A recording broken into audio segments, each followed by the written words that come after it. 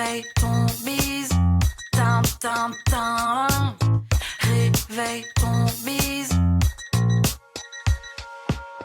Bienvenue sur Réveille ton bise, le podcast qui t'aide à y voir plus clair quand tu ne sais plus trop où tu vas et que tu as envisagé au moins une fois de fermer ta boîte à 2h32 du mat après une énième insomnie.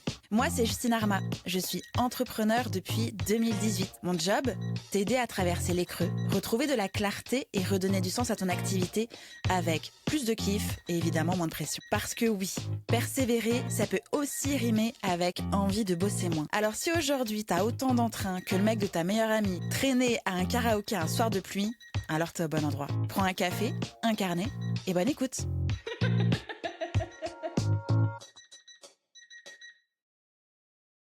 Salut Milena. Salut Justine. Comment tu vas? Bah écoute, ça va super bien et toi? Mais je vais déjà hyper bien parce que tu es avec moi aujourd'hui. Je suis trop contente de te recevoir depuis le temps où on doit se faire ce fameux épisode de podcast. Te voilà, c'est un jour solennel. Ça Ce grand y est. jour est arrivé, c'est aujourd'hui. Je suis vraiment très Ça y est, contente, enfin. d'autant plus qu'aujourd'hui, on va parler de ton sujet de cœur, de pourquoi, en fait, tu entreprends et de cette façon dont tu travailles avec tes clientes, notamment comment est-ce qu'on va pouvoir alléger sa gestion d'entreprise, zioter un peu ce côté minimaliste, essentialiste et le choix de ses outils pour éviter, en fait, de souffrir dans son business. Euh, Apprécier son entrepreneuriat. Je crois que ça te parle beaucoup. Clairement. Mais avant d'entrer dans le vif du sujet, est-ce que tu peux te présenter, s'il te plaît? Oui. Alors, très rapidement, donc moi c'est Milena, je suis coach en productivité et experte de l'outil Notion. Notion, ça dépend comment on le prononce.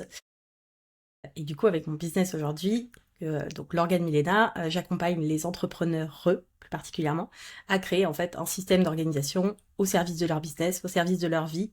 L'idée, c'est vraiment effectivement d'avoir une organisation, un système sur lequel on peut s'appuyer pour gagner en sérénité, pour vraiment se libérer de la charge mentale, pour gagner du temps, pour optimiser, de façon à avoir, pour moi, un business au service de sa vie et pas l'inverse. Totalement d'accord avec toi. C'est pour ça que je suis vraiment très ravie de t'accueillir parce que c'est un sujet qu'on potentiellement commence à considérer quand on a un business usine à gaz et on se dit mince, pourquoi j'ai fait tout ça? Et du coup, j'ai vraiment envie qu'on transmette une approche beaucoup plus simple, beaucoup plus minimaliste, beaucoup plus efficiente de sa façon d'entreprendre et de faire du business. Déjà, pour toi, comment est-ce que tu pourrais définir un business minimaliste? Qu'est-ce que ça pourrait être pour toi? Alors, pour moi, ça serait un business où il y a au final rien à ajouter, rien à enlever. Alors après, un business est en constante évolution. Ça, pour moi, il n'y a jamais de moment où tu t'arrêtes et tu te dis c'est bon, j'ai tout fait, c'est bon, c'est terminé, j'ai plus rien à toucher. Mais vraiment cette idée de ce que je fais, les tâches que j'ai à faire, les activités, les choses que je développe, je les fais en conscience, je sais pourquoi je le fais. Effectivement, comme tu dis, on évite les usines à gaz et les milliards d'outils, de notes, de trucs, de projets, de tâches, d'offres, etc. dans tous les sens. Et vraiment avoir quelque chose qui laisse aussi de la place. Alors après ça dépend beaucoup des personnes. Et c'est vrai que moi j'essaie aussi d'accompagner mes clientes en fonction de elles, leur personnalité, leurs envies, leurs besoins. Mais moi je sais que j'ai besoin d'espace, j'ai besoin de temps. J'aime pas être dans le rush, j'aime bien avoir le temps de faire des pauses. On en parlait juste avant en off, de pouvoir aller mettre les pieds dans l'eau, dans la piscine, en plein milieu de la journée si j'ai envie. Je sais que toi aussi, c'est le genre de Clairement. choses qui te plaît bien. Et vraiment, voilà, avoir un business qui nous permet aussi de s'épanouir à la fois au niveau pro, mais aussi de laisser du temps au niveau perso, de pas être toujours dans la course, dans la course, dans la course constante. La productivité vraiment toxique en mode cocher le maximum de cases dans sa to-do dans la journée, c'est pas forcément mon truc, quoi. Je Mhm. suis pas sûre que ce soit forcément très efficace sur le long terme en plus.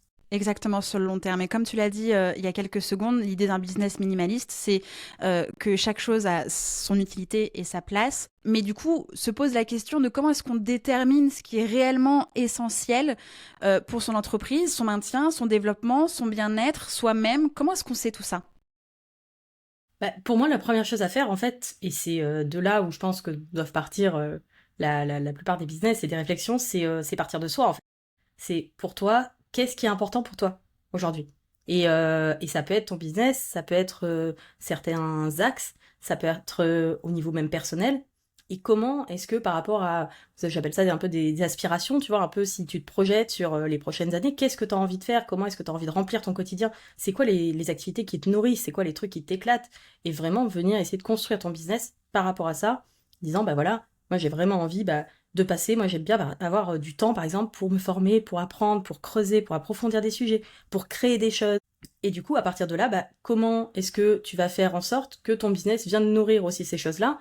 Si tu as un business, ton objectif, c'est de passer par exemple beaucoup de temps avec ta famille, avec tes proches, avec tes enfants, comment est-ce que tu vas pouvoir mettre en place ces choses, organiser, tu vois, en termes de business model, en termes de rentabilité aussi, puisque derrière, après, ça vient toucher tous les pans. Même si tu fais du marketing, comment est-ce que tu vas communiquer sur tes offres, etc., en fonction du temps aussi que tu as à y passer, en fonction de ce qui est fluide et ce qui est facile pour toi. Ce genre de choses en fait, mais tout part de soi au final. C'est important que tu le soulignes, mais je pense aussi que c'est la première chose que l'on fait sauter ou que l'on met de côté, c'est qu'est-ce que l'on veut réellement et pourquoi est-ce qu'on a décidé de créer cette entreprise-là finalement. Très rapidement, dès les premiers clients, voire peut-être même avant même d'avoir des clients, mais dès qu'on rentre, j'ai envie de dire, dans la sauce, on peut facilement en fait se laisser détourner et commencer à être de partout et finalement nulle part à la fois. Les clientes qui arrivent vers toi et qui rejoignent l'un des deux programmes, mais plutôt entrepreneur productif, je pense, c'est quoi leur problématique au niveau de leur business? Elles ont déjà un business qui tourne ou justement elles le lancent? Alors j'ai vraiment les deux profils. C'est assez marrant là-dessus parce que pour le coup, sur entrepreneur productif, il y a vraiment... Alors, majoritairement, ça va être quand même des personnes qui ont déjà un business lancé et qui justement se retrouvent en mode à s'épuiser.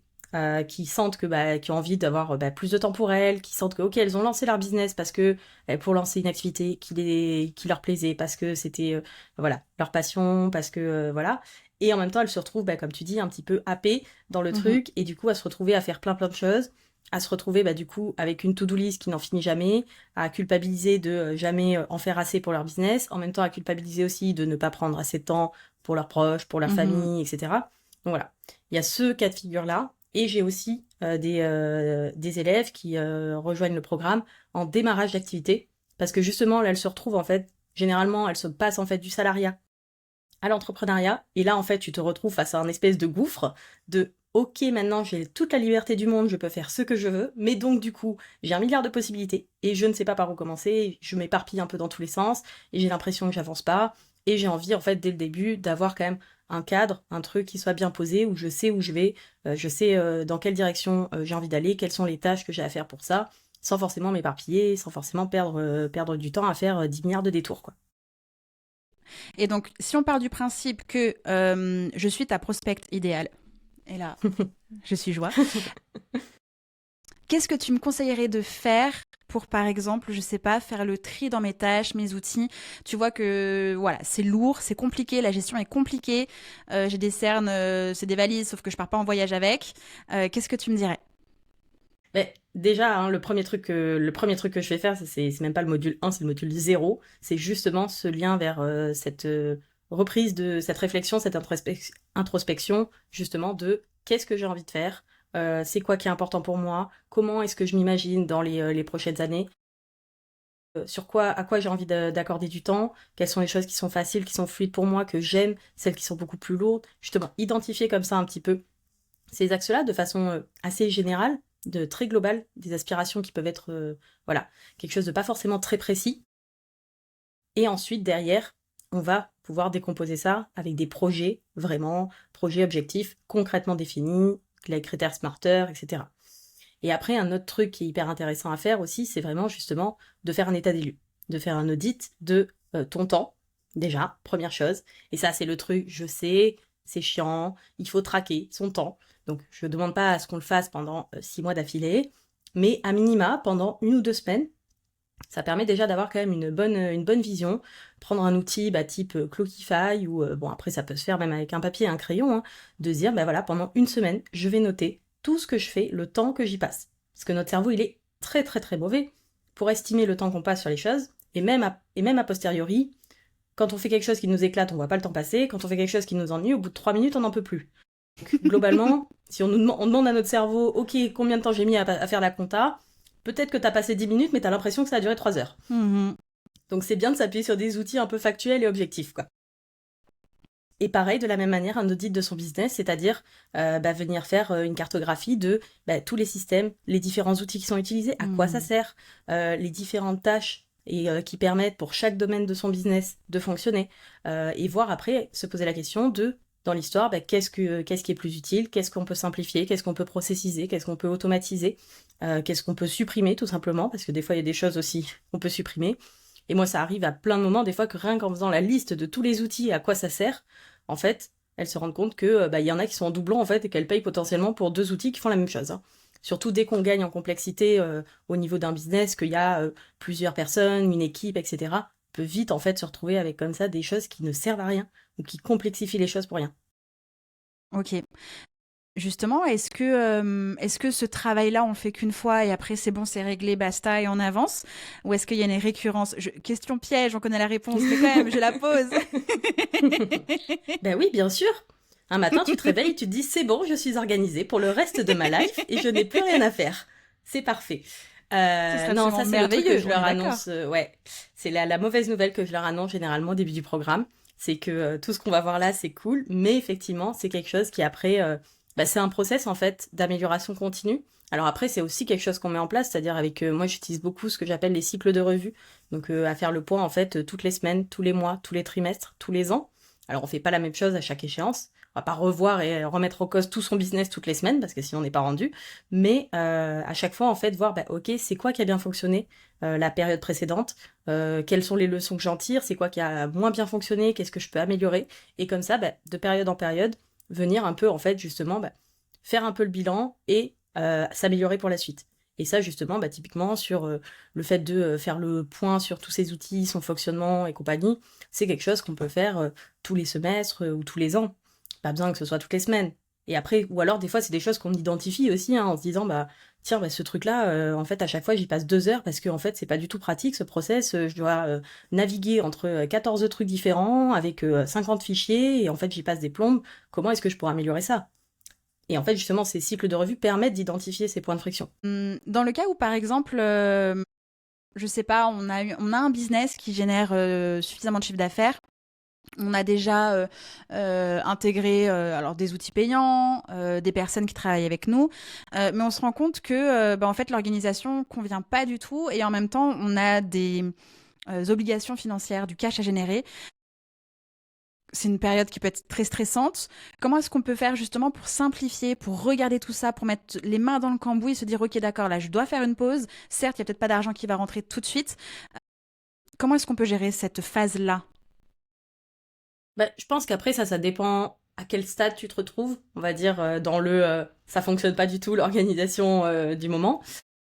Parce qu'à un moment donné, si tu laisses perdurer cette phase-là, et notamment, moi je vois, c'est surtout des personnes, tu vois, qui vont vers l'épuisement professionnel, hein, de toute façon, quand elles n'y sont pas déjà passées à un moment donné dans leur vie.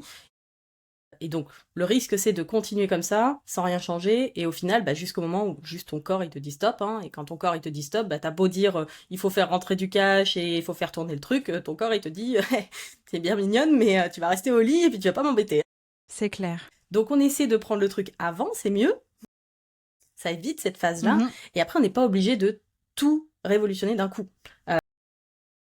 L'idée, c'est de venir, petit à petit, améliorer les choses. On peut tout à fait vraiment, par le concept, moi je suis une fervente preneuse du concept des petits pas, de se dire, tu vois, c'est le même principe qu'avec les cycles d'amélioration continue, c'est chaque semaine venir améliorer un petit truc. On n'est pas obligé de remettre en cause tout le business. On peut commencer par exemple avec le truc qui génère le plus de friction, qui génère le plus... Par exemple, moi j'aime beaucoup, je travaille beaucoup avec le concept de la boussole de productivité. En gros, c'est un cadran, ça permet de prioriser, mais plutôt sur le long terme. C'est un peu un cadran, en gros, où on vient classer les tâches en fonction de est-ce qu'on est compétente ou est-ce qu'on est passionné par le sujet. Donc l'idée, c'est que les tâches dans lesquelles on est compétente et passionnée, c'est notre zone de génie, c'est, on va dire, le nord de notre boussole, c'est ce qu'on vise, c'est là où on a envie de passer le plus de temps parce que on s'éclate, et en plus de ça, c'est là où on apporte le maximum de valeur au reste du monde. Et après, il y a les tâches où, justement, on est compétente mais pas passionnée. Là, on s'ennuie, clairement. Ni compétente ni passionnée, et là, c'est ce qu'on appelle la zone de souffrance. Et où pas compétente mais passionnée, et ça c'est généralement la zone de distraction. Et donc on va analyser aussi un peu les tâches en fonction de ce cadran-là. Et par exemple, le premier focus, ça va être les tâches qui sont dans la zone de souffrance. Ça, comment est-ce que je peux faire en sorte de le supprimer, le déléguer, l'automatiser, le simplifier, le processiser, faire en sorte que ça me prenne le moins de temps possible, parce que en dehors du temps, il y a aussi tout un aspect et un truc dont on parle pas assez, je trouve, quand on parle d'organisation de productivité, c'est la gestion de l'énergie. Parce que toutes les heures ne se valent pas, et toutes les tâches ne se valent pas non plus. Il y a des tâches qui, même si ça nous prend 1 heure, en fait, il y a des tâches qui vont nous énergiser, où on va se ressortir de là en mode hyper boosté, trop content de nous et tout, et il y a des tâches, c'est juste, elles nous assomment, quoi. Et donc, c'est hyper important aussi d'en prendre conscience. Et du coup, l'idée, ça va être vraiment d'aller focus sur ces tâches qui sont un peu dans notre zone de souffrance, qui généralement nous prennent énormément d'énergie, et voir comment déjà ça, on peut globalement s'en débarrasser dans la limite du possible, ou à minima en tout cas, y passer le moins de temps possible, automatiser, etc. Il y a des choses sur lesquelles on ne peut pas se débarrasser. La déclaration d'impôt et la déclaration URSSAF, on ne peut pas s'en débarrasser. On peut le déléguer, mais à un moment donné, il va falloir que quelqu'un le fasse. Exactement. J'imagine que tu as dans ton audience, dans ton entourage, prospects des grandes réfractaires à l'organisation sous prétexte que je suis créative, donc je ne peux pas être organisée. Qu'est-ce qu'on peut leur dire à ces personnes-là pour leur faire comprendre que c'est pour leur bien, que c'est pour le bien-être de leur vie, de leur entreprise, que y a plein de bénéfices à être un minima organisé? Pour moi, c'est même pas tant qu'il y a plein de bénéfices. Enfin, il y a plein de bénéfices à être un minima organisé, mais c'est surtout je trouve que généralement, les personnes qui ont cette vision de je suis créative, ou moi je suis pas née organisée, l'organisation c'est pas pour moi, etc. J'ai besoin de flexibilité, de fluidité, de machin. Généralement, c'est la vision aussi qu'elles ont de l'organisation. Une vision qui est généralement très figée, très cadrée, très moi je suis organisée, donc je sais que de 9h à 9h10 je fais ça, puis de 9h10 à 9h12 je vais faire pipi, puis de 9h12 à 9h14 je fais ça, et puis machin, voilà. Et ça, effectivement, moi, je considère que je suis quelqu'un d'assez organisé. Tu me donnes un planning comme ça, je suis en PLS. Hein. Voilà. En fait, l'organisation, ça reste un moyen. C'est c'est trouver, en fait, et moi, c'est vraiment là-dessus que j'accompagne aussi mes élèves. C'est vraiment trouver l'organisation qui leur correspond. Il y a des personnes qui ont besoin de ce cadre-là hyper figé, ça les rassure, elles se sentent plus à l'aise là-dedans, et voilà. Il y a des personnes qui ont besoin de plus de flexibilité. Après, pour moi, je suis convaincue que l'organisation, ça te donne aussi de la flexibilité et de la liberté, parce que justement, déjà, ça t'enlève une charge mentale de malade. Parce que en vrai, quand notre cerveau, il est pas fait pour stocker l'information, il est très très mauvais pour s'en rappeler au bon moment, voire pour s'en rappeler du tout. Je veux dire, tout le monde s'est déjà retrouvé à se dire « il faut que j'achète du dentifrice » au moment où tu es dans ta salle de bain et que tu vois le tube de dentifrice, et à ne absolument pas y penser quand tu passes devant le rayon dentifrice au supermarché. Voilà, parce que c'est pas à ce moment-là qu'on va y penser. On va y penser, voilà, quand on va revenir dans notre salle de bain et qu'on va dire « ah oui, c'est vrai, j'ai oublié le dentifrice », ou à la limite quand on sort du magasin en se disant « ah oui, c'est vrai, il fallait chercher du dentifrice ». Voilà. C'est pour ça qu'une liste, avec la liste des courses, ça marche vachement mieux. Ça enlève cette charge mentale de devoir absolument penser à tout. Et du coup, cette charge mentale-là en moins, ça permet justement d'être plus créative. Ça permet de laisser de l'espace pour que notre cerveau, il pense à des choses vachement plus importantes que devoir absolument retenir il faut acheter du dentifrice, il faut acheter du dentifrice, il faut acheter du dentifrice, quoi. C'est clair. Totalement. Ça marche avec le business aussi. Et justement, tu as parlé de listes, mais quels pourraient être, alors sans grand suspense évidemment, mais quand même, quels sont selon toi, pour toi, l'outil incontournable pour une gestion simplifiée de son quotidien, de son entreprise, de ses prospects, de ses clients, etc., etc. Tu me vois arriver avec mes gros sabots? Ouh, je sais pas, attends, je réfléchis un petit peu. Gros là, suspense, tu me balances gros un suspense. asana, je suis en PLS. Pick up. Non, c'est pas. Non, après, moi, moi, j'utilise Notion depuis maintenant, ça fait quoi 4 ans? Ça fait 4 ans maintenant. Pour moi, aujourd'hui, c'est l'outil. C'est l'outil qui centralise absolument toute mon organisation, et c'est l'outil que je trouve le plus puissant, dans le sens où, justement, c'est l'outil qui est le plus flexible. Alors, ça fait un peu flipper les personnes, justement, qui ont besoin d'un truc avec un cadre et tout ça, hyper machin. Et c'est pour ça qu'on peut créer des templates. Mais par contre, c'est génial en termes de possibilités de personnalisation et d'adaptabilité, puisque justement, on a vraiment ce truc avec Notion où on joue au Lego. on arrive avec une grande page blanche, on a un immense bac de Lego à notre portée avec plein de blocs, et on va pouvoir assembler ces blocs comme on veut, pour justement créer un système qui soit complètement adapté aussi à notre mode de pensée, puisque tout le monde ne fonctionne pas de la même manière en termes de mode de pensée et de manière de fonctionner, de s'organiser, d'assembler les idées. Et c'est vrai que là-dessus, Notion est hyper puissant pour ce côté flexible en fait et adaptable, et du coup aussi évolutif. Parce que comme on le disait, il n'y a pas un moment où on s'arrête et on se dit c'est bon, je suis organisé, on n'en parle plus pour tout le reste de ma vie. Donc ça permet aussi d'évoluer au fur et à mesure des besoins, au fur et à mesure de l'évolution du business, parce que on s'organise pas de la même manière quand on est toute seule à gérer son business tranquille dans son coin, que quand on commence à avoir des personnes avec qui on travaille, une équipe, etc. Donc forcément, ça demande aussi de faire évoluer les outils, les systèmes, et c'est vrai que là-dessus, Notion est hyper pratique pour ça, en termes de fonctionnalités collaboratives, le fait que ce soit accessible depuis n'importe quel outil qui a accès à Internet, donc que ce soit un ordinateur, une tablette, un téléphone, etc. Moi, ça permet de, tu vois, dès que tu as une idée, un truc genre acheter du dentifrice, moi, je prends mon téléphone, j'ai la partie liste de courses, je mets dentifrice, et comme ça, je sais que c'est bon, c'est sorti de ma tête, je peux penser à autre chose, je peux avoir des idées, être créatif sur des sujets vachement plus intéressants.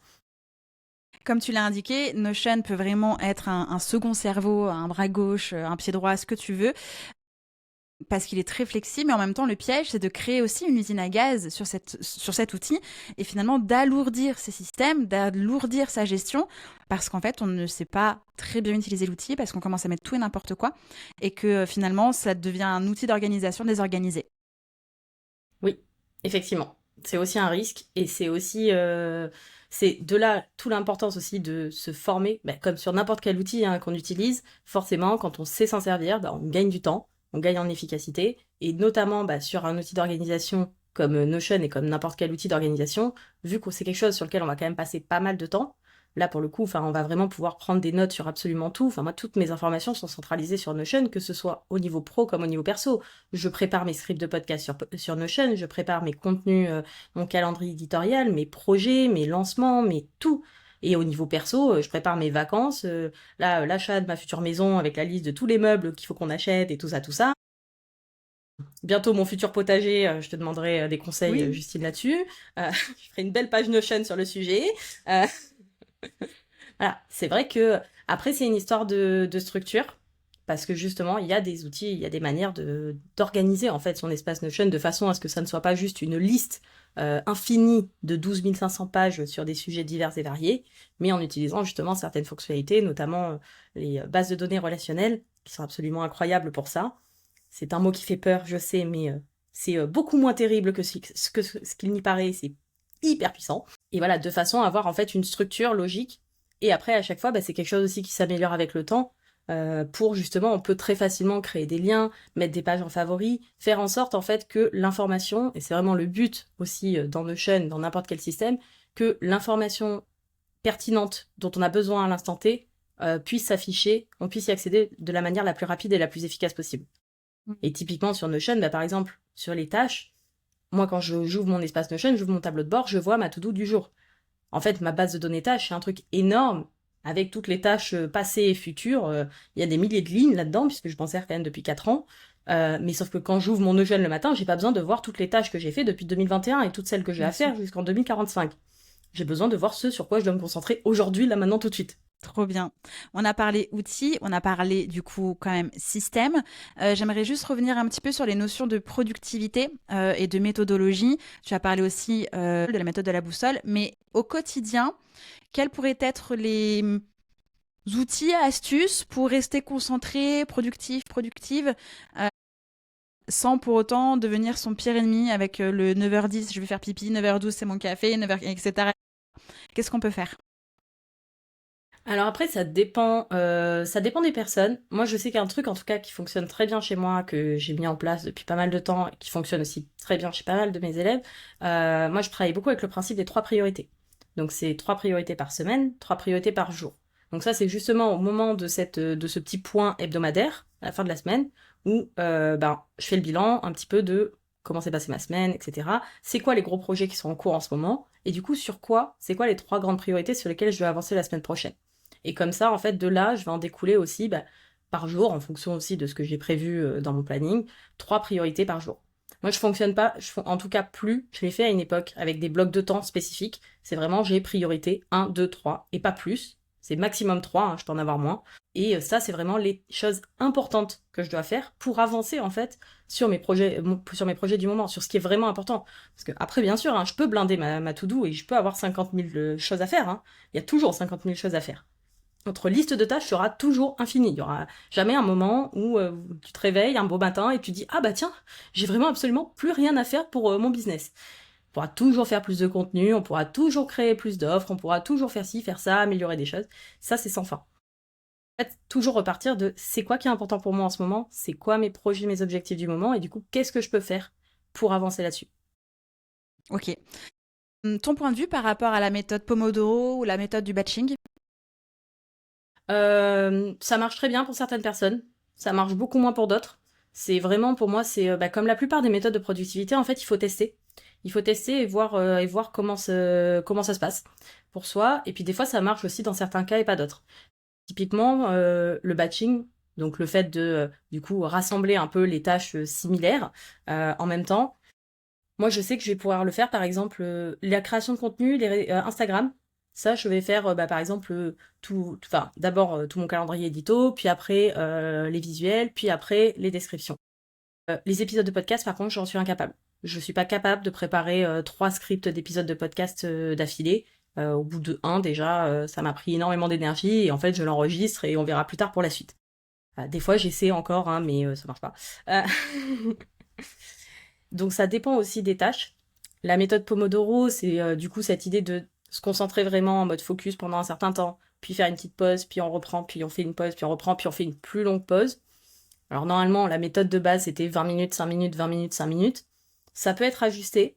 C'est intéressant, je trouve, quand on a vraiment du mal à se lancer sur une tâche, de se dire, bon allez, j'y vais, mais je fais ça en mode focus, éloigner son téléphone, enlever toutes les distractions et se dire j'avance le plus vite possible. Des fois, il faut adapter aussi la période suivant si c'est vraiment une tâche sur laquelle procrastine et il y a beaucoup beaucoup de résistance. Ça peut être des fois plutôt 10 minutes et 5 minutes de pause, hein, voire 10 minutes, 10 minutes de pause. Faut pas hésiter en fait à juste à tester, à expérimenter, voir qu'est-ce qui fonctionne pour soi. On a parlé un tout petit peu au début de cet épisode de podcast sur le fait de traquer son temps, son énergie, ses tâches, ses actions. Moi, j'utilise depuis peut-être 2018, voire 2019, l'outil Toggle. D'abord, je l'ai utilisé parce que j'avais un client qui me payait à l'heure en mode presta création de contenu. Et donc, pas le choix que de timer, puisque c'était mon moyen d'être facturé, donc pas le choix. Et en fait, maintenant, c'est devenu un réflexe au même titre que je me brosse les dents. C'est exactement la même chose. Je suis devant mon ordinateur, je lance Toggle sur la tâche que je suis en train de faire. Et ça aide aussi également à se rendre compte, en fait, quel est notre point limite de concentration. Et moi, j'ai observé, alors évidemment, en fonction des périodes, ça fluctue, l'été, l'hiver, la fatigue, nos cycles hormonaux, etc., notre niveau de concentration, de productivité change, même d'une journée à l'autre, et même au même titre d'une journée, du matin à l'après-midi, c'est pas la même chose.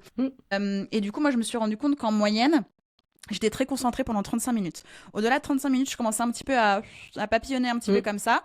Et donc, je vois, et c'est vraiment Toggle, au moment où j'arrête Toggle, je me dis ah ouais, ok, encore 35, très bien. Et à un moment donné, je me dis mais en fait c'est mon cerveau qui me hack. C'est lui qui me dit c'est 35, on arrête. Mais non, c'est vraiment, j'ai observé ça donc depuis des années, qu'à partir de 35 minutes, je commençais à perdre en productivité et concentration. L'idée, qu'est-ce qu'on fait? On s'arrête en fait, ça sert à rien de persister et de pousser le truc parce que c'est là qu'on s'épuise, c'est là où on perd du temps, on perd en efficacité du coup. Prend une pause et on revient. Donc en soi, si la méthode Pomodoro 25-5, 25-5 ou peu importe ne convient pas parce que justement si encore au bout de 25 minutes on est encore à fond, gardons ce rythme, mais juste faut penser que ce rythme-là ne dure pas des heures et pendant une journée quoi. Ça c'est clair. Et c'est vraiment là où, pour moi, l'organisation et trouver justement son système d'organisation, c'est aussi très très intimement lié avec la connaissance de soi. Ça va avec le fait de savoir qu'est-ce qu'on veut, qu'est-ce qui est important, mais aussi comment est-ce qu'on fonctionne. Je disais, la gestion de l'énergie, la gestion de la concentration. Tout le monde n'a pas la même énergie au même moment, tout le monde n'a pas la même concentration au même moment, n'a pas le même type de la durée de concentration, il y a des choses qui permettent de le travailler, ça dépend aussi des tâches qu'on fait, et c'est vraiment aussi être conscient de ça, et ça se passe uniquement par l'expérimentation, puisque personne d'autre que soi-même qui peut le savoir. Moi, je sais qu'une heure de ma journée, entre 9h et 10h du matin, c'est pas la même heure qu'entre 9h et 10h du soir. Entre 9h et 10h du soir, moi, mon cerveau, il est parti en vacances. Il est parti se coucher, quoi. Alors C'est que clair. le matin, je suis au taquet. Et il y a des personnes pour qui ça va être l'inverse. Il y a pas, c'est pas mieux, c'est pas moins bien, hein, c'est juste le savoir, et du coup, l'idée, c'est vraiment d'adapter, et c'est à ça que l'organisation permet pour moi, d'adapter justement son planning, les tâches qu'on va faire et tout ça, de façon à les faire dans les meilleures conditions, de la manière qui soit la plus efficiente, la plus productive possible. Exactement. Est-ce que tu recommandes dans ces cas-là d'effectuer par exemple le test du chronotype pour bien savoir à quel moment en fait on est le plus optimal dans sa journée? Oui, alors le test du chronotype, c'est déjà une première approche qui est hyper intéressante. Ça permet en tout cas d'avoir une première idée. Après, moi, ce que je trouve intéressant aussi, c'est même justement de la même manière que on peut traquer son temps, c'est de traquer aussi, par exemple, sur une journée ou quelques jours, son énergie. De se dire à quel moment, en fait, et ça, généralement, on le sait. En vrai, si je te pose la question, tu le sais. Quand est-ce que tu sens que t'as un petit coup de mou, quand est-ce que tu sens que t'es vraiment au taquet, que t'as aucun problème pour te concentrer sur des trucs compliqués, quand est-ce que t'es plus à l'aise pour juste discuter avec des gens ou faire des calls, etc. Quelles sont les tâches qui te mettent en énergie et quelles sont les tâches qui te drainent? C'est des choses, en vrai, on en a conscience généralement, c'est juste qu'on n'a jamais forcément formalisé le truc, on s'est pas posé vraiment pour lister exactement les choses, mais ouais, même sur une journée, se dire un petit peu, bah voilà, mon niveau d'énergie, par exemple, c'est un exercice que je fais faire sur, en gros, entre vert, jaune et rouge, pour chaque heure à peu près, à quoi ça correspond. Hmm. Moi, je sais que par exemple, c'est pareil, une fois que j'ai mangé, après le déjeuner, faut pas que je fasse des trucs trop complexes, hein. Sinon, je m'endors sur ma chaise, alors, soit je vais faire une petite sieste, je prends mon temps, ma petite pause déj, tranquille, et après, à la limite, je reprends avec des petites tâches, tu vois, pas trop prise de tête, tranquille, et je sais que je vais avoir de nouveau un peu un pic, un peu plus tard dans l'après-midi, mais tu vois, vers 16h par là. Exactement. Et c'est important de préciser ça, ça veut dire aussi qu'on peut en connaissance de soi, définir son planning, mais aussi ses heures. L'idée n'est pas de s'enfermer dans un 9h-17h si en fait on est caca chien de 9h à 17h et qu'en fait on est super productif à partir de 17h en fait.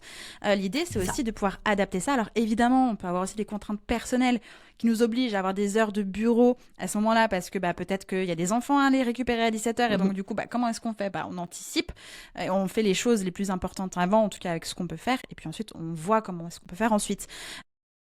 Mais vraiment sortir de cette idée que on a quitté un 9h-17h parce qu'on était enfermé et on recrée un 9h-17h par sécurité. Oui. Non, on crée un 9h-17h parce que c'est ce qui nous convient dans notre vie et par rapport à notre énergie. À titre d'exemple très concret, là toute cette semaine, je batch que des interviews de podcast, donc j'enregistre 9 interviews. Ça me met énormément en joie. Par contre, je sais, et tu sais aussi que ça draine aussi beaucoup d'énergie parce que écoute active, réflexion, je rebondis sur tes réponses, j'apporte aussi mon point de vue. À ce moment-là, cette semaine-là, je ne prends pas de décision importante pour mon entreprise, je ne prends pas de gros rendez-vous clients. C'est des tâches de fond, des tâches un peu fourçonneurs qui ne demandent pas trop de jus de cerveau, parce que l'idée, c'est mon focus, c'est j'enregistre des interviews de podcast et je suis là à l'instant T et je ne peux pas faire autre chose. Bah oui. Et c'est là où c'est hyper important, effectivement, d'anticiper par rapport à son énergie. Et comme tu disais tout à l'heure, c'est qu'en fait, notre énergie, elle fluctue sur une journée, sur une semaine, sur un mois, le cycle menstruel, sur les saisons. Et en fait, voilà, il y a cette espèce de danse un peu constante. Et l'idée, c'est d'arriver à jongler un peu avec tout ça pour faire la meilleure chose au meilleur moment, en fonction aussi des contraintes qu'on a au niveau perso. Tu vois, moi j'ai acheté une maison, donc autant dire qu'il y a plein de trucs à faire de ce côté-là. Niveau business, ça va s'adapter aussi en fonction, et il y a certaines choses où il dit, ça sera pas à ce moment-là, ça je décale, ça je veux pas prendre de risque de me retrouver trop dans le rush, etc., ou de pas pouvoir être dans les meilleures conditions, donc je préfère repousser, et tant pis, et des fois aussi, c'est juste, il faut accepter que les choses prennent du temps. Et ça, je pense qu'il y a un vrai sujet aussi là-dessus, au niveau global dans notre société, sur le fait qu'aujourd'hui, on n'a plus vraiment la patience parce qu'on est habitué à être dans une société de l'instantané où tout va très vite, où on commande sur Amazon et le lendemain, on a notre colis qui est livré. On commande sur Uber et dans 10 minutes, on a mangé. C'est ça. Ou on nous promet, quand on regarde les réseaux sociaux, qu'on va se lancer en business et que dans les 3 minutes 30, on va faire 10 000 euros par mois. Et Au voilà. bord d'une piscine avec un cocktail à la main, s'il te plaît. Par exemple, c'est mieux. Et en fait, du coup, c'est aussi accepter qu'il y a plein de choses qui prennent du temps. Et souvent, en plus, notre cerveau a tendance à sous-estimer le temps nécessaire et juste accepter que, ben oui, il y a peut-être il y a plein de projets, il y a plein d'idées, il y a plein de choses que tu as envie d'accomplir. Mais juste, en fait, vas-y tranquille, tu vois. Et ça va bien se passer, mais effectivement, peut-être qu'il faudra pas 1 mois, peut-être qu'il faudra 3 mois, parce que ben, il y a aussi d'autres choses à côté. Et c'est ok. Et c'est pas grave. Totalement. Comment est-ce qu'on peut rester vigilante justement à maintenir cette gestion d'entreprise du quotidien de façon simple et agile surtout? Comment est-ce qu'on peut faire attention à ça? Bah, moi, je trouve que c'est vraiment, tu vois, ce côté, enfin, moi, vraiment les revues régulières, donc au niveau hebdomadaire, mensuel, etc., ça permet en fait de prendre un moment. Il n'y a pas besoin que ce soit 4 heures par semaine, mais tu vois, même juste une demi-heure, juste pour se poser, dire, ok, là, est-ce qu'on va dans la bonne direction? C'est quoi mes projets du moment, mes priorités du moment? Est-ce que j'avance dessus ou pas? Qu'est-ce qui me bloque? Qu'est-ce qui fonctionne pas? Qu'est-ce qui me dérange? Qu'est-ce que je peux améliorer? Et en fait, c'est comme ça qu'on arrive aussi à voir, tu vois, comment est-ce que je me sens? Il y a plein de questions qu'on peut se poser à ce moment-là, mais vraiment prendre ce petit temps de recul. Parce que le problème, c'est ça, c'est que souvent, quand on est, on est en train de bosser, on est dans notre business, on est constamment la tête dans le guidon, la tête dans l'opérationnel, et en fait, on prend jamais le temps de faire ce petit pas de recul, de se dire, ok, là, d'accord, je suis blindée, j'ai 1 milliard de tâches, de trucs à faire, etc. C'est quoi qui fonctionne? C'est quoi qui est vraiment utile? C'est quoi que je peux zapper? Moi, il y a une question que j'aime beaucoup me poser chaque semaine. Donc, je prépare un petit peu mes priorités, machin, tout ça. Et après, je me pose la question, ok, si je ne devais travailler que 2 heures par jour la semaine prochaine, qu'est-ce que je garde? Qu'est-ce qui saute? Ça, généralement, ça permet de faire un tri radical. Totalement. Et du coup, si je te pose cette question maintenant, qu'est-ce que tu gardes? Qu'est-ce qui saute? Là, cette semaine, qu'est-ce que je garde? Qu'est-ce que je garde de toute façon? C'est mon live avec mes élèves Notion de A à Z là, tout à l'heure. C'est ça, c'est dans 1 heure et demie, je vais pas le faire sauter. En gros, les obligations vraiment par rapport à mes clientes, j'ai principalement ça. La création de contenu, Instagram saute, clairement. Ça, c'est sûr. Ma newsletter, garde. Podcast, j'en ai déjà enregistré un, j'ai prévu d'en enregistrer un deuxième pour prendre un peu d'avance. Bon, bah ça peut sauter, hein, c'est de l'avance. Et là, en ce moment, je me forme sur une école de coaching, en coaching, et j'ai un call jeudi, donc ça reste. Voilà. Parce que justement, on a l'impression que quand on est dans ce genre de situation-là, que rien ne peut sauter. Et tu vois, là, en 3 minutes, tu as réussi à faire un tri du service minimum. Je vais donner moi aussi mon propre exemple parce que je l'ai fait en fin d'année dernière parce que vraiment j'étais en phase d'épuisement, parce que c'était vraiment très compliqué, parce que j'ai eu une année 2023 compliquée comme beaucoup d'entre nous, mais plusieurs décès, enfin vraiment compliqué à gérer, tu vois. À 15 jours de mon lancement, j'ai appuyé sur stop, tout était prêt. Mes épisodes de podcast étaient programmés, mes posts Insta étaient programmés, les lives étaient programmés, tout était là. Et ben en fait non, j'étais pas alignée avec ça, je n'avais pas l'énergie, ne serait-ce même que de me pointer et de dire en story, hey, nouvel épisode de podcast disponible. Donc j'ai appuyé sur stop et j'ai travaillé comme ça pendant plusieurs semaines à base de 2 heures par jour grand maximum, à être à l'endroit où il fallait que je sois, et c'est-à-dire dans mes DM Insta, dans mes mails, dans mon marketing conversationnel, dans le contact humain. Et donc le podcast a sauté, j'ai tout déprogrammé. Pourtant sur un lancement podcast ça aurait pu être très dangereux, mais non, j'ai préféré vraiment être alignée avec mon énergie et mon envie du moment. Mon business est toujours là, j'ai fait mes meilleurs chiffres, et à titre de comparaison, j'ai fait un lancement il y a 3 semaines où j'ai sorti l'artillerie lourde, et ben j'ai pas eu des meilleurs résultats pour autant. Parfois, c'est juste être au bon endroit, au bon moment, de faire les bonnes actions. Il n'y a pas besoin en fait de fioriture et de rajouter 1,5 milliard choses. Et c'est vraiment important, et on revient sur ce que tu disais au tout début de l'épisode, garder que ce qui fait sens, faire attention à ce qui peut être là, pourquoi c'est là. Et en fait, il y a des choses qui peuvent être supprimées et ça met en rien en danger son business. Et ça, c'était important de le souligner parce qu'on a l'impression qu'en fait, tout est indispensable, tout est prioritaire, tout est urgent, tu sais. L'incendie total. Alors que non, il peut y avoir des flammes autour de moi, je sais exactement ce qu'il faut que je fasse pour sauver ma peau et sauver celle de mon business. Et c'est vraiment ça qu'il faut garder en ligne rouge. Clairement. Et il y a plein de trucs qu'on s'oublie. Enfin, en fait, parce qu'on a plein d'injonctions aussi aujourd'hui, notamment en plus quand on est dans le business en ligne. Hein. Voilà, on est sur les réseaux sociaux, on voit passer des contenus, il y a une personne qui dit il faut faire ci, il y en a une autre qui dit qu'il faut faire ça, il y en a une qui dit si tu fais pas ça, ça va pas marcher. Et en fait, on prend tout ça et on se dit ah bah oui. Et puis après, il y a plein de trucs qui nous paraissent des bonnes idées aussi. Et puis on a envie de faire plein de trucs parce que généralement, quand on s'est lancé en business aussi, quand on est entrepreneur, c'est aussi cette idée de créer, d'apporter des choses, de faire voilà. Moi, il y a plein de choses que j'ai envie de faire, il y a plein de projets, des idées de template Notion, je pense que j'en ai 15 dans les tiroirs, j'ai des idées de freebie que je veux lancer, j'en ai plein, il y a plein de projets, il y a des choses qui sont en mode, ok, ils sont notés, alors ça me prend pas de l'espace mental parce qu'ils sont notés bien au chaud dans ma liste des projets sur Notion et avec le statut, peut-être un jour plus tard, je sais que c'est là mais pour le moment c'est pas la priorité et c'est ok, tu vois. Et je pourrais essayer de m'épuiser à dire je vais sortir ci, je vais sortir ça, je vais sortir ça et je vais faire ci en plus, etc.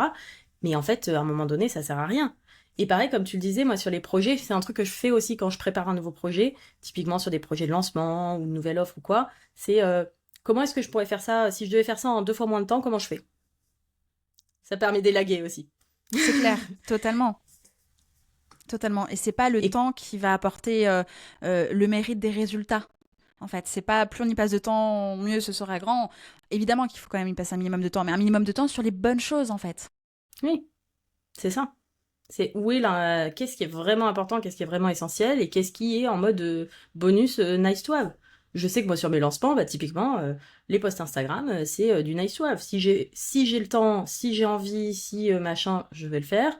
Sinon, bah, ça va être un des premiers trucs qui va sauter parce que Mhm. bah, voilà, je préfère clairement passer du temps, comme tu disais, bah, par exemple, à échanger avec les personnes qui sont intéressées en DM, par email, etc. Et je sais qu'en plus, c'est ce qui apporte quand même beaucoup plus de résultats que de faire des posts Instagram qui seront vus par un quart de la moitié de mon audience.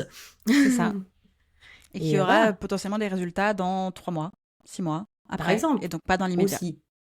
C'est ça. Pareil, le podcast, je sais que pour moi, c'est un canal qui est hyper intéressant. Moi, en plus, ça m'éclate. Et en plus de ça, qui pour le coup, c'est du contenu qui est long terme. Ça crée ce lien, ça crée... voilà. Et ça, c'est quelque chose sur lequel j'ai pas envie de faire l'impasse. Par contre, voilà, les contenus qui sont un peu plus courts, éphémères sur les réseaux sociaux, bah, écoute, si j'ai le temps, si j'ai la motive, quoi.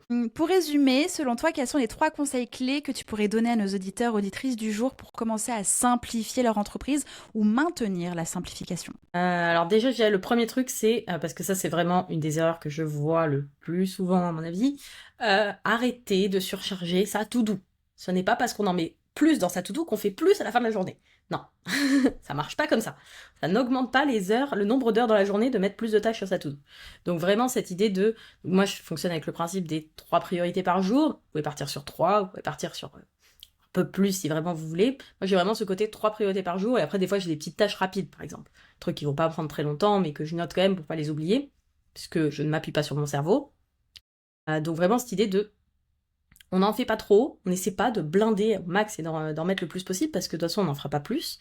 Et en plus de ça, ça crée un effet hyper négatif, même en termes de confiance en soi et au niveau productivité, qui est que, bah, à la fin de la journée, quand on a une liste de tâches qui fait 45 km de long, qu'on en a coché 3 ou 4, bah en fait on a l'impression qu'on n'a rien fait, qu'on n'a pas avancé, qu'il nous en reste encore plein, qu'on est encore toujours débordé, etc. Et du coup on rattaque la journée d'après en mode un peu dépité, parce qu'il y en a qui se sont rajoutés bien sûr, et en se disant mais on va jamais en voir le bout. Quand on a 3-4 choses prioritaires à faire qui font vraiment avancer nos projets, ben on coche ces 3-4 cases et on se dit c'est trop bien, j'ai été efficace aujourd'hui, j'ai bien avancé, je peux être fier de moi, et ça donne encore plus envie de rattaquer le lendemain, quoi. Donc ça c'est vraiment un truc je trouve qui est hyper important à mettre en place. Et du coup, comme je vais donc, ça enchaîne sur le deuxième truc de tout noter, parce que notre cerveau, il sait pas retenir l'information de façon efficace et nous la rappeler au bon moment. C'est comme si on avait un rendez-vous, c'est comme si Google Agenda nous faisait des rappels pour notre rendez-vous chez le dentiste qui était aujourd'hui à 17h et qui nous a un rappel demain à 12h, quoi. Ou dans la nuit à 3h du matin, Oui. en disant ah tiens, oublie pas, hein. Voilà. C'est pas, notre cerveau là-dessus, il est pas bon. Donc, Mhm. on arrête d'essayer de compter sur ça. Le cerveau, il est fait pour créer, il est fait pour avoir des idées, il est fait pour faire des liens, des associations, pour réfléchir, etc. Stocker l'information et la régurgiter au bon moment, au bon endroit, ça, il sait pas faire. Donc, on trouve des outils qui savent faire vachement bien. Voilà, Mhm. il y a Notion, il y a Google Agenda, il y a plein de possibilités aujourd'hui. On a la technologie avec nous pour justement pas avoir à s'encombrer le cerveau là-dessus, quoi. Et du coup, troisième conseil, euh, apprendre à se connaître et Mhm. expérimenter. Et vraiment, c'est pas parce qu'il y a une technique, un truc qui fonctionne, et ça je pense que c'est valable à la fois en termes d'organisation, de productivité, mais même dans le business de façon générale, dans la vie de façon générale, c'est pas parce que ça marche pour quelqu'un, c'est pas parce qu'il y a quelqu'un qui dit ouais ça c'est trop bien, c'est génial, tu devrais faire comme ça. Ça veut pas dire que le conseil il est mauvais, vous pouvez tester. Mais ça veut pas dire pour autant que à 100%, c'est pas parce que ça marche pour cette personne, ça va aussi marcher pour tout le monde et ça va marcher aussi pour vous. Juste, ok, je prends l'idée, ça me paraît sympa, bon, ou alors ça me parle pas du tout et je vais leur laisser. Ça me paraît sympa, je vais tester, je vois ce que ça donne. Ça marche, c'est cool, ça marche pas, bah ok. Moi j'ai appris un truc, je sais que ça marche pas pour moi. Voilà. Trop bien. Merci Milena pour ces 3 conseils clés.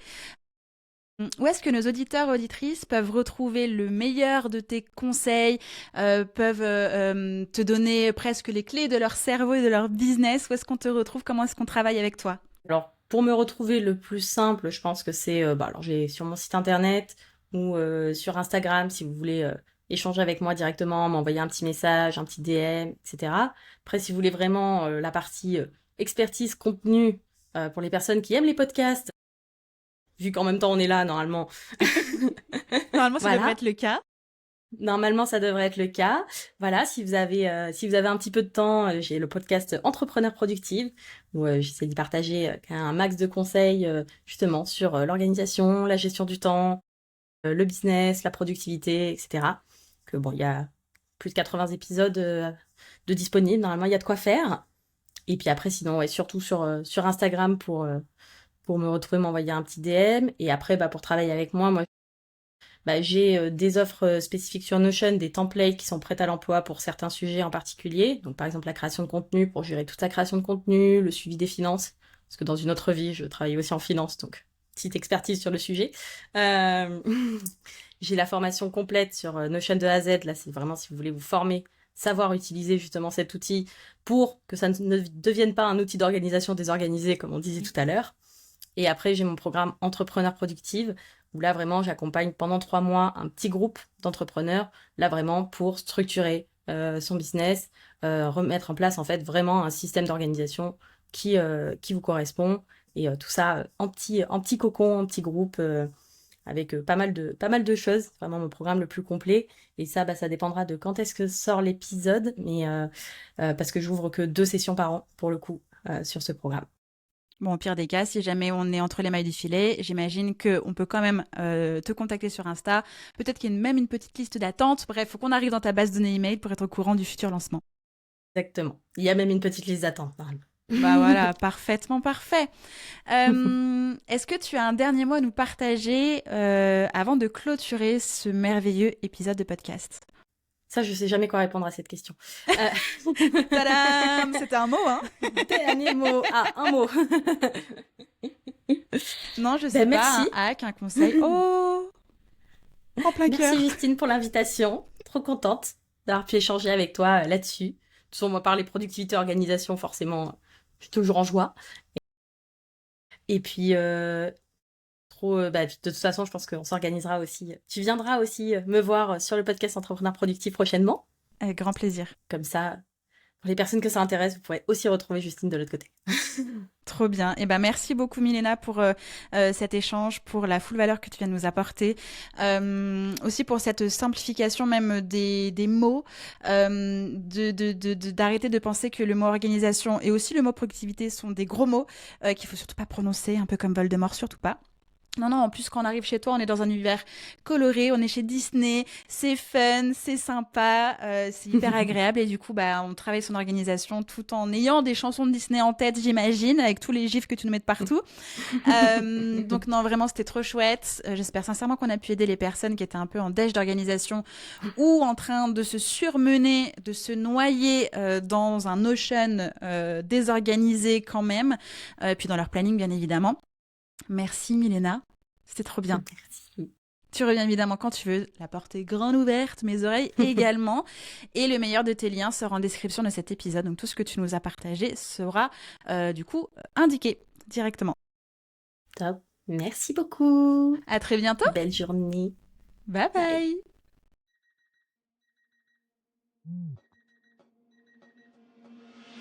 Merci d'avoir écouté l'épisode jusqu'à la fin. Tu es clairement dans le club des vrais. Si ça t'a fait du bien, fait réfléchir ou donner un peu d'élan, partage-le à une entrepreneur autour de toi. Tu peux aussi t'abonner, laisser un avis et des étoiles sur Apple Podcast ou Spotify.